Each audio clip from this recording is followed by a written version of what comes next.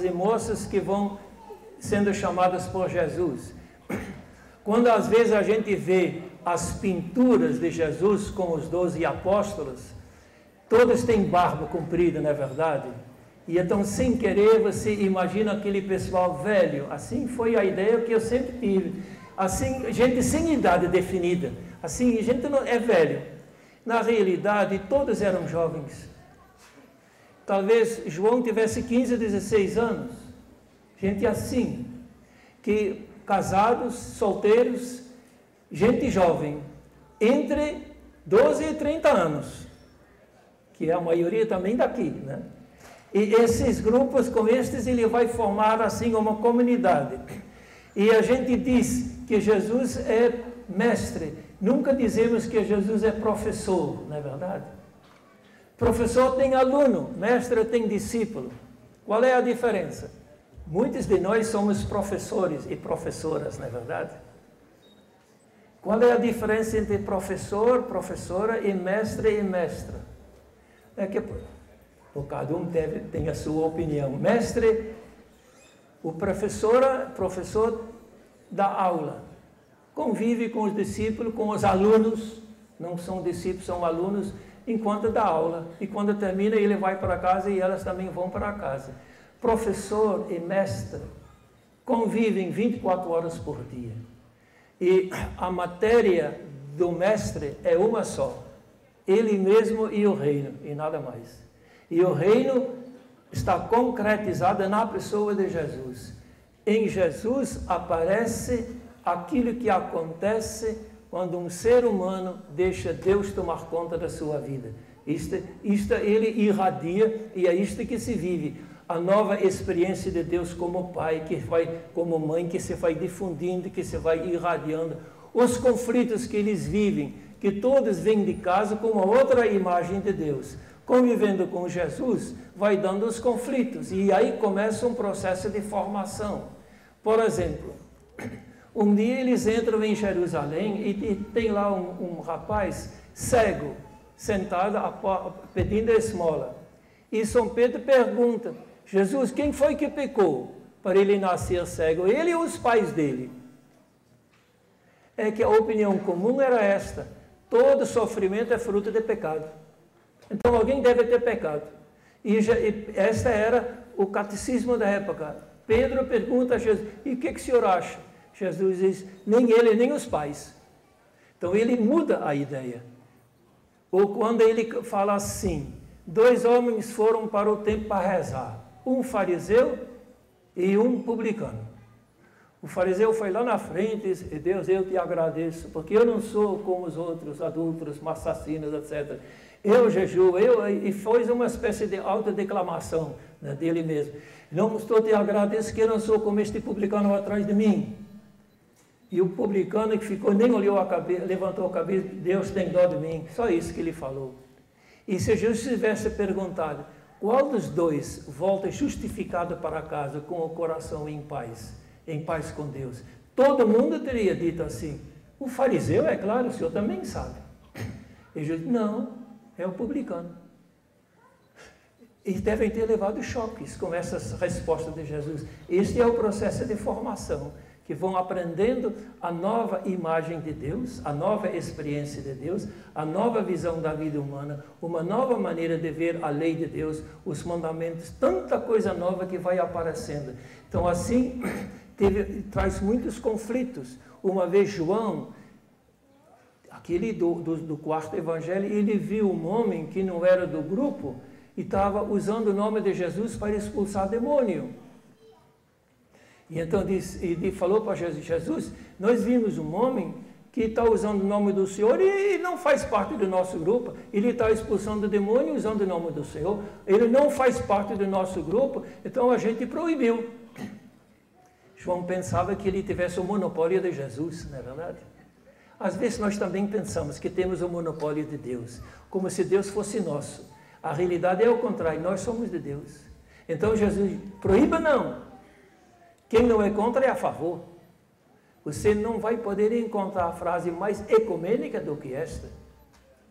As alianças que têm que ser feitas para criar um mundo mais justo, Não é só com católico, só com cristão, com muita gente.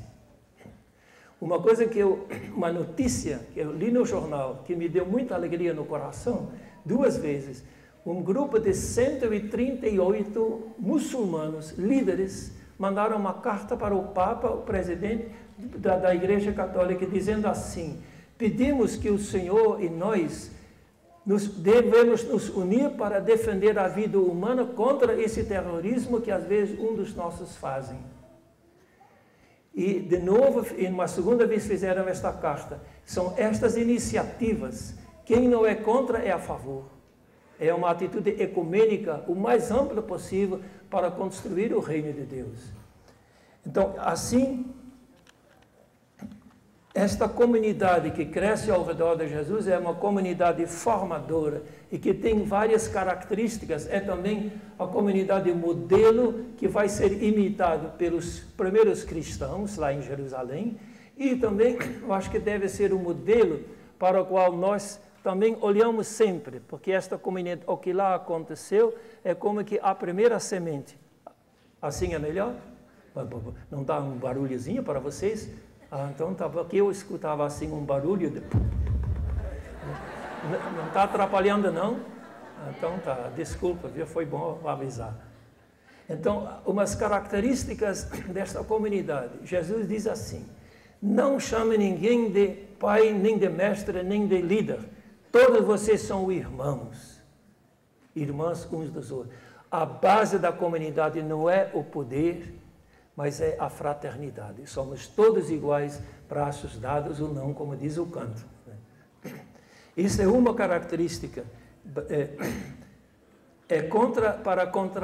Contrária às divisões que havia. Jesus diz: vocês todos são irmãos.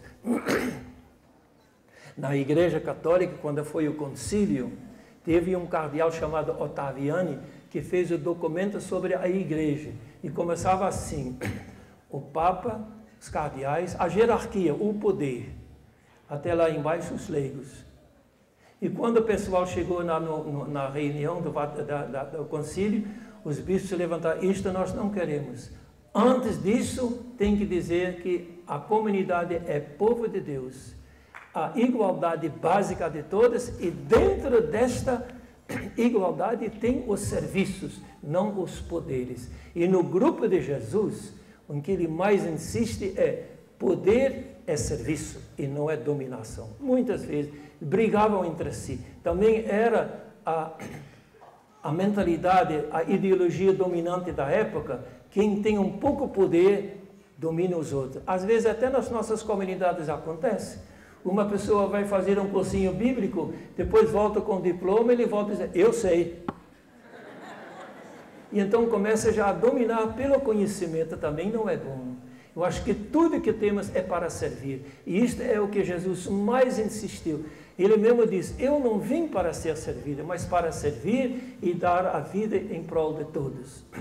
Então, esta igualdade também, igualdade de homem e mulher dentro da comunidade. Jesus tirou o privilégio dos homens frente à mulher. Uma vez vieram falar com Jesus assim, capítulo 19 de Mateus. Pergunta: Jesus, o homem pode mandar a mulher embora para fazer divórcio? Não passava pela cabeça de perguntar se a mulher pode mandar o homem embora. Mas o homem pode mandar a mulher embora, e Jesus disse: não pode. Por quê? E Moisés mandou. É por causa da fraqueza do coração de vocês, a cabeça dura. Mas no início não foi assim. E então disseram assim: nesse caso é melhor não casar. Olha só, o machismo atrás disso. Se eu não posso ter o direito de mandar a mulher embora, eu não vou querer casar. Isso está por detrás, ou não? E o que Jesus disse? Para daí. Só tem 3 casos em que um seguidor de Jesus pode não casar. Primeiro, nasceu impotente, então não casa. Segundo, foi castrado, então também não dá. E terceiro, por causa do reino. Mas não casar só porque você quer manter o domínio sobre a mulher de poder mandar embora, isso entre cristãos não pode. Não é bonito? É uma mudança muito importante entre o relacionamento homem e mulher. Na comunidade de Jesus, somos iguais. Depois, uma outra característica na comunidade ao redor de Jesus é a partilha dos bens. Ninguém tem nada de próprio. O que é de um é de todos, o que é de todos é de cada um. Judas tinha a bolsa.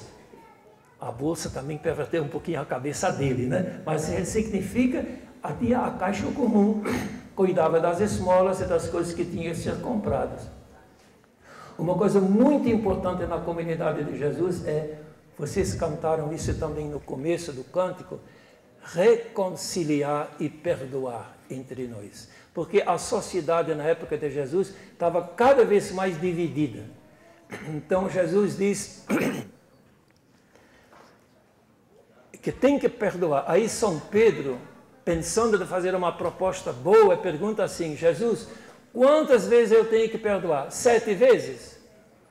E sabe o que significa 7? 7 significa sempre. E Jesus responde: Pedro, sempre não, 70 vezes sempre. Não tem como escapar, né? Quer dizer, a importância da reconciliação como sinal de que o reino de Deus chegou, é um dos pontos que ele insistiu. E este poder de perdoar, ele deu não só a Pedro, não só aos apóstolos, mas também às comunidades. Foi dado a 3. As comunidades têm o poder de perdoar, os apóstolos têm o poder de perdoar, e Pedro também tem. Não é só Pedro, nem só os apóstolos. As comunidades, o que vocês decidirem na terra será decidido também no céu. Uma outra coisa na comunidade de Jesus é assim. Na última ceia, Jesus disse para os apóstolos assim: eu não chamo vocês de empregados, mas chamo vocês de amigos, porque o empregado não sabe o que faz o patrão. Chamo vocês de amigos porque tudo que eu ouvi do meu Pai comuniquei para vocês. Olha, gente, que Jesus é total transparência, diz que não tinha mais segredos para os apóstolos. Para a gente chegar a isso, ainda vai levar tempo, né? A gente ser total transparência um para o outro, isto não é uma coisa que se pode forçar, é um processo, mas é o ideal. A base da comunidade é econômica, nos ajudar mutuamente, e os cristãos tinham tudo em comum e não havia necessitados entre eles. É observar o que diz a lei. Tem uma passagem no Novo Testamento da mulher que unge os pés de Jesus, vocês se lembram? Um pouquinho antes, e aí ela depois coloca um perfume de 300 denários na cabeça de Jesus, e Judas e os apóstolos dizem assim: para que este desperdício tão grande podia ser dado para os pobres? Vocês se lembram que Jesus respondeu? Pobres sempre tereis. E tem gente que interpreta assim: está vendo? Não precisa se preocupar tanto com o pobre. Jesus também disse que sempre vai ter. Agora, responder assim, aí você pode responder assim: podia estudar um pouquinho mais. Que isso é uma interpretação, porque naquele tempo, quando alguém queria citar a lei de Deus, só dizia a metade. Eu vou dizer aqui uma frase para vocês, só vou dizer a metade, vocês dizem o resto. Água mole em pedra dura. Se você diz isso no Japão, o pessoal não vai continuar, porque não tem esse provérbio, não é verdade? Para nós todo mundo tem. Eu digo uma outra frase: onde 2 ou 3 estão reunidos em meu nome, e no Deuteronômio está escrito assim: pobres sempre tereis. E sabe como é que continua? E você tira sua carteira do bolso e dá dinheiro seu para ajudar. E não faça caridade com o dinheiro da pobre da moça. É a resposta boa, né? Não precisava dizer tudo. O povo conhecia de cor essas frases. E então bastava dizer: pobres sempre tereis. E Judas, acho que já estava com a cara vermelha, porque ele tinha que tirar dinheiro do bolso dele e não querer fazer caridade com o dinheiro da pobre da moça. Então, é a resposta que Jesus dá. Então, esta é a partilha. Outra coisa que tem em comum, a oração em comum. Eles rezam juntos. E, por fim, e muitas vezes rezam juntos, a celebração na última ceia, as celebrações nas sinagogas, as celebrações, orações de manhã, meio-dia e à noite, os salmos, e as noites que ele passa em oração, e quando ele vai no Horto das Oliveiras, a oração, podia dizer assim, o ensinamento são as pedras. Se você só tem pedra e tijolo para fazer casa, e não tem cimento, você não faz casa. Que se pode montar as pedras uma em cima do outro, você chega, empurra e cai tudo, não é verdade? Porque não tem cimento. O que dá consistência aos tijolos é o cimento. Então, os ensinamentos todos são os tijolos. O cimento que une tudo é o silêncio e a oração, que faz que a casa possa ter consistência e irradiar a boa nova. E, no fim, é a alegria. Vocês vão ficar alegres e ninguém vai conseguir tirar de vocês a alegria que vocês têm. E todo mundo, muita gente vem aqui no Brasil, quando vê as comunidades de base, quando eles voltam lá para a terra dele, e dizem assim, no Brasil esse povo todo é alegre, não entendo como é que eles podem ficar tão alegres no meio de tanta pobreza. É um segredo que o povo tem, e tem uma riqueza no meio da pobreza, como é que eu falei? Tem uma riqueza no meio da pobreza, e eles lá têm uma pobreza no meio da riqueza deles. Imensa, imensa. Eu termino aqui para hoje. Ainda está terminado, né? Melhor, né? Mas, né? Não, eu só queria terminar. Atitudes de Jesus como formador. Atitudes de muito carinho, de muita atenção, pequenas coisas. Os discípulos passam uma noite inteira pescando e não pescam nada. Quem já fez isso sabe o que significa. A frustração danada. Mosquito mordendo tudo e você com uma fome danada. Chega na praia e lá tem alguém que preparou um cafezinho para vocês, uns peixes na brasa. Está lá no Evangelho de João. São atitudes de muito carinho que revelam a atitude dele. Ele vai nas casas deles, dá apelido, conhece a sogra de Pedro, cura ela. Esta convivência de Jesus com os discípulos, depois tira tempo para estar com eles. Vocês estão muito cansados, vamos descansar um pouquinho num lugar lá. Esta convivência. E no fim, se você for fazer um balanço, a formação de Jesus, dos discípulos, acho que se for de 1 até 10 a nota, eu não garanto se todas iam chegar à nota 6. Quando Jesus sobe o monte, está no Monte das Oliveiras, depois da ressurreição, ele sobe para o céu e eles perguntam assim, Jesus, é agora que o Senhor vai instaurar o reino? Pela pergunta, Jesus se deu conta que não tinham entendido muito, sabe? Dizem que ele subiu desanimado, aí também não sei. Mas que o Espírito Santo viria. Mas isto não é fracasso. O que Jesus queria, alcançou. Vocês se lembram? Uma vez ele está na Galileia. Diz, vão para a Judeia. Dizem para ele, mas eles vão querer matar o Senhor. E Tomé diz o quê? Então vamos nós morrer com ele. Quer dizer, se Jesus morre, não vale mais a pena nós viver, é melhor morrer com ele. Que ele entrou na vida dele. Se você toma notícia de que uma pessoa morreu no outro lado do mundo, não faz nada ao coração.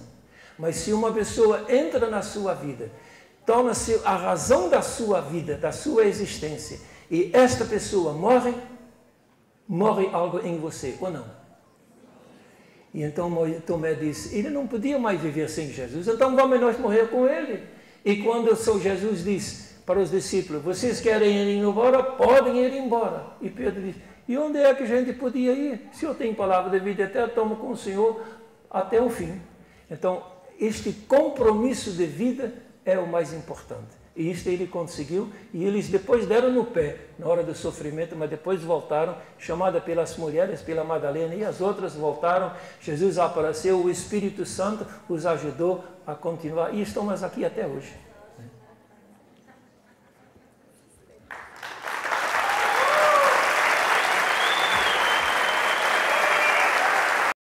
Para o trabalho de grupo, as perguntas de orientação. A primeira pergunta é assim, o que mais chamou a sua atenção nas atitudes que Jesus tomava para chamar e formar as pessoas? É uma pergunta. E a outra, faça a si mesmo as seguintes perguntas: quem é Jesus para mim? E quem sou eu para Jesus? Quem sou eu para Jesus? Vamos ver se acha a resposta para